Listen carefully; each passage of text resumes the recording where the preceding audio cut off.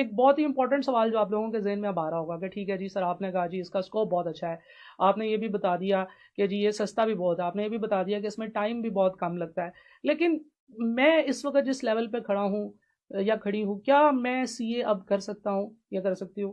तो जनाब, इसका आंसर देने से पहले मैं ये कुछ आर्गुमेंट्स आप लोगों के सामने रखना चाहूँगा। मैंने तकरीबन 2016 से जैसे जैसे मैंने 2015 से जैसे ही मैंने अपनी आर्टिकल्स कंप्लीट किए, मैं उस वक्त से टीचिंग कर रहा हूँ और एएफसी लेवल में ही टीचिंग कर रहा हूँ। एएफसी के दो सब्जेक्ट्स जो है ना वो मैं पढ़ाता हूँ, जो चार हैं उसमें से दो सब्जेक्ट्स मैं पढ़ाता हूँ, और उन दोनों सब्जेक्ट्स में अल्हम्दुलिल्लाह काफ़ी मेहनत मैंने की है। तो बहुत सारे बच्चे जो है ना वो मैंने देखे हैं जो कि उनके माइंड में यही सवाल होता है कि जी मैं अगर मेडिकल बैकग्राउंड से हूँ तो क्या मैं ये सीए कर पाऊँगा? ये तो सारा मैथ होता है, ये तो बड़ी अजीब सी चीज़ है, मैंने तो इससे पहले मैथ्स नहीं देखा, मुझे मैथ्स पसंद भी नहीं था अपनी लाइफ में जब मैंने, इसीलिए तो मेडिकल में आया था कि मैथ्स से जान छूट जाए। तो जनाब, ऐसे तमाम बच्चों के जो रिजल्ट्स हैं वो मैंने देखा है कि वो बेहतर होते हैं as compared to any other input stream. यानी कि वो बच्चे बीकॉम वाले बच्चों से भी अच्छा परफॉर्म कर रहे होते हैं, आईकॉम वाले बच्चों से भी अच्छा परफॉर्म कर रहे होते हैं, क्योंकि सीए में आपको प्रायर नॉलेज सीए वाली नहीं चाहिए। सीए में एक चीज़ चाहिए, दैट इज़ कि आपको मेहनत करने की आदत होनी चाहिए। और अगर आपको मेहनत करने की आदत है, जो कि आपकी डेफिनेटली वहाँ से बन चुकी है, एमडी कैट से, आपकी मेडिकल की फील्ड से मेहनत करने की आदत बन चुकी है, तो मैंने खुद ऑब्जर्व किया है कि जो लोग मेडिकल बैकग्राउंड से आते हैं वो शुरू में थोड़ा सा यही सोच रहे होते हैं कि यार मैं तो डिफरेंट फील्ड से आया हूँ, लेकिन आहिस्ता आहिस्ता उनकी ये जो प्रॉब्लम है ये ख़त्म हो जाती है और वो अच्छा परफॉर्म करने लगते हैं। अक्सर जो है वो मैंने देखा है कि मेरे डिफरेंट क्लासेस में जो बच्चे फर्स्ट आते हैं, जो जिन बच्चों के मार्क्स सबसे अच्छे होते हैं, वो मेडिकल के बैकग्राउंड से। So this is my experience कि जितने भी मेडिकल बैकग्राउंड के स्टूडेंट्स हैं वो किसी भी और इनपुट स्ट्रीम से ज़्यादा अच्छा परफॉर्म करते हैं। देन जो स्टूडेंट जिनको मेडिकल बैकग्राउंड से जो आए हैं वो किसी भी डिसएडवांटेज पे नहीं है। आपने ये नहीं सोचना कि मुझे तो मैथ नहीं आता था, भाई सीए मैथ नहीं है, कैलकुलेशंस हैं, राइट? कैलकुलेशंस में और मैथ में फ़र्क है। तो दूसरी चीज़ ये है कि जो लोग, जैसे फॉर एग्जांपल हम लोग ये समझते हैं कि जो बच्चे इंजीनियरिंग के बैकग्राउंड से आ रहे हैं उनको मैथ आती है, उनको जितनी आपसे ज़्यादा मैथ आती है ना, वो सिर्फ 5 नंबर का एरिया है। क्यूएम के अंदर, मैथ्स के अंदर, जो आपका एएफसी का एक पेपर है मैथ्स, उसके अंदर 5 नंबर का एरिया है विच इज़ कॉल्ड डिफरेंशिएशन। आपको सिर्फ वो नहीं आती होगी मेडिकल के स्टूडेंट्स को as compared to pre engineering के स्टूडेंट्स के जी वो ज़्यादा एडवांटेज में, ऐसे नहीं है।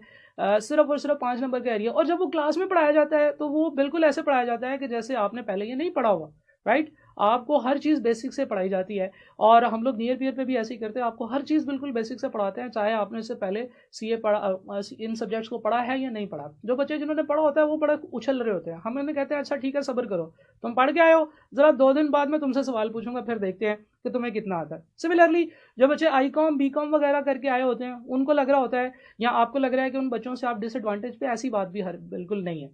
उन लोगों ने जिन्होंने आईकॉम या बीकॉम में अकाउंटिंग पढ़ी होती है, उन्होंने बड़ी बेसिक लेवल की और समझ लें कि देसी लेवल की अकाउंटिंग पढ़ी होती है। हम लोग जब चार्टर्ड अकाउंटेंट्स अकाउंटिंग पढ़ते हैं तो हम लोग international financial reporting standards IFRS को फॉलो करते हुए पढ़ते हैं।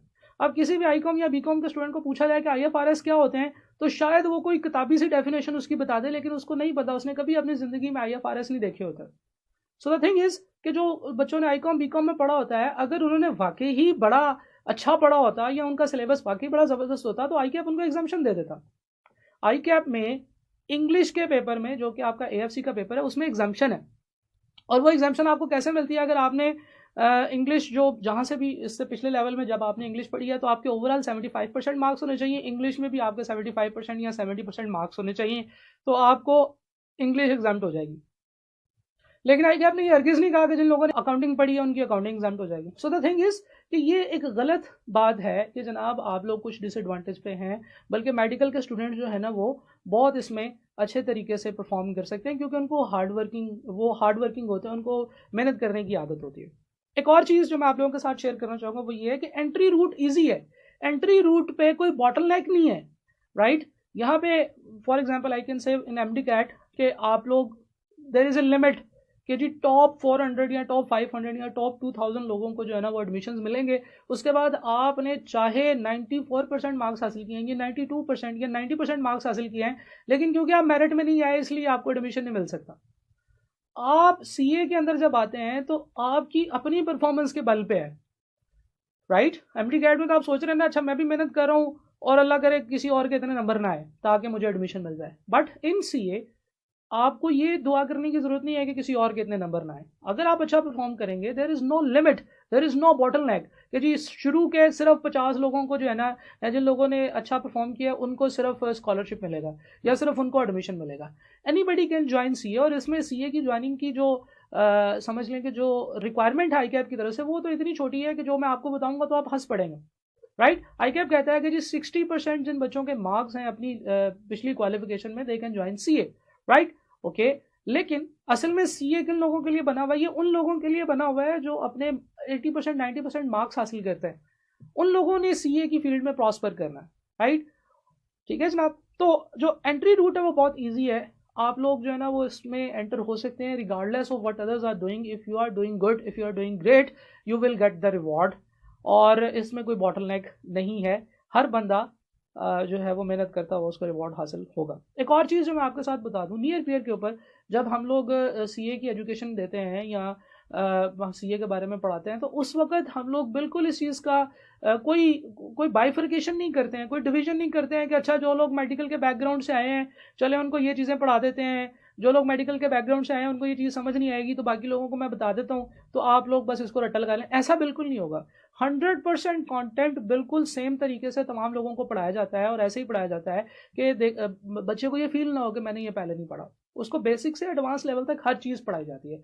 सो अगर आप ये सोच रहे हैं कि can I join the CA now, तो जवाब है जी बिल्कुल आप सीए ज्वाइन कर सकते हैं। Will it be difficult for me? No, it will not be difficult for you at all. Right, it will require one thing, ये आपकी विल मांग रहा होगा, ये आपकी हार्ड वर्किंग मांग रहा होगा। सीए के अंदर ये दो चीज़ें चाहिए। If you are hard working, you can do CA in least possible time, and there is no doubt about that.